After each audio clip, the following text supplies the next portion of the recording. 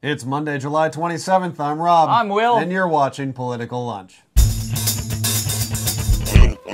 Welcome to The Lunch. We start the week with a new governor for Alaska. That's right, yesterday Sarah Palin officially stepped down 17 months before the end of her term. And as you might expect, she went down swinging.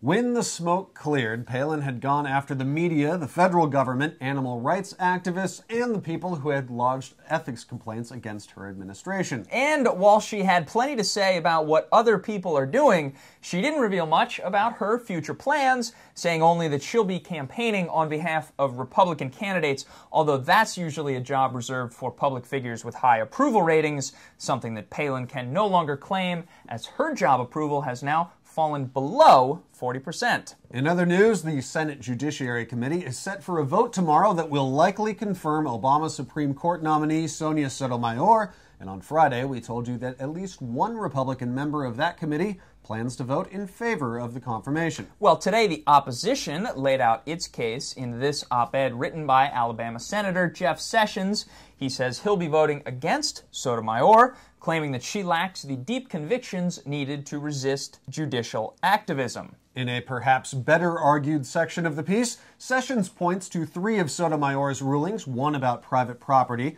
one about affirmative action, and one covering gun ownership, that he says were all consistent with liberal thought and displayed a lack of regard for the Constitution. But, despite Sessions' objections, it looks like Sotomayor will be confirmed tomorrow as the next Supreme Court Justice. Next up, a three-part television interview with Federal Reserve Chairman Ben Bernanke. That's an idea only public television could love.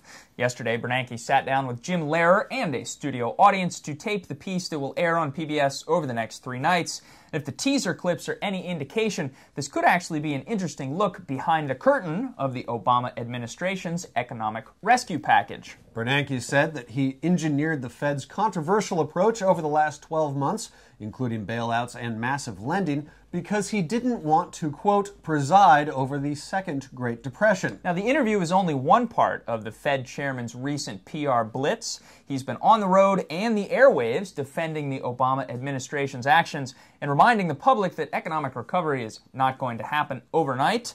So look for that starting tonight on PBS. But now we go to healthcare, and as promised, a quick look at the ways the Democrats' healthcare reform plan might affect you. Now, the easiest way to explain this one is according to the type of health coverage you have right now, and we'll start with the biggest group, the 160 million Americans who receive coverage through their employers. Now, that's the group that will see the fewest changes. Now, your premiums aren't likely to get cheaper anytime in the near future. In fact, they might continue to increase. But if you pay more than 11% of your income for health coverage, you could qualify for government subsidies under the new plan, and you'll be eligible to shop around for insurance on the so-called exchange being set up under the reform bill. Now, for the roughly 14 million people who currently buy their own health insurance, well, they could see a distinct decrease in cost, mostly as a result of the increased competition that's built into the new system in the form of a government insurance option, and that insurance exchange, which is designed to make premiums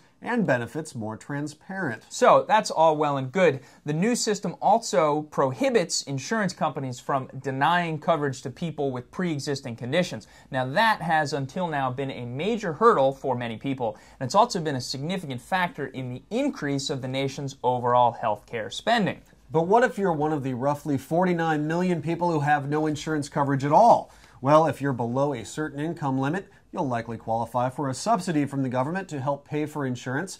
The income restrictions are fairly generous. A family of 3 making up to $73,000 a year would qualify for government insurance assistance. Alternately, you could meet the new standards for coverage under Medicare or Medicaid. Those are the government-run insurance programs that already provide coverage to a whopping 80 million people and will be expanded as part of the reform package. Or you might find yourself offered insurance by your employer for the first time, since the new bill is likely to require that employers either offer workers benefits or that they pay into an insurance exchange to lower the overall cost of premiums. So those are, in the broadest possible terms, the proposed benefits of the healthcare reform plan.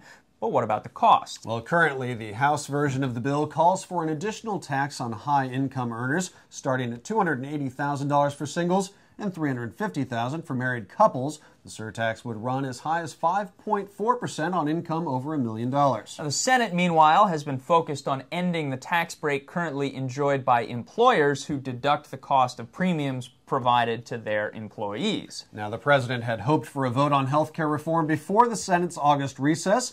Pelosi says that can still happen. Other Democrats disagree. And from where we sit, well, we'd have to concur that passing a bill in less than 2 weeks seems pretty far-fetched. But we'll stay on top of it so you don't have to.